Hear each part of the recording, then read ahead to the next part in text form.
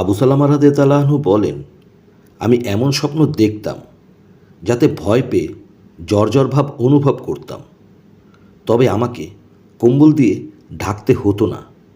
অবশেষে আমি আবু কাতাদা রাদিয়াল্লাহু আনহুর সাথে দেখা করলাম এবং এই বিষয়টি তার নিকট বর্ণনা করলাম।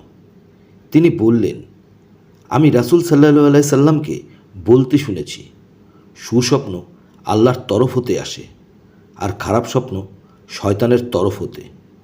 অতএব তোমাদের কেউ যখন এমন স্বপ্ন দেখে যা সে পছন্দ করে না, তখন যেন সে তার বাম পাশে 3 বার থুতু ফেলে এবং এর অনিষ্ট থেকে আল্লাহর কাছে আশ্রয় প্রার্থনা করে, অর্থাৎ আউযুবিল্লাহি মিনাশ শাইতানির রাজিম পড়ে। তাহলে সেটি তার কোনো ক্ষতি করবে না। সহিহ মুসলিম, হাদিস নং 5790।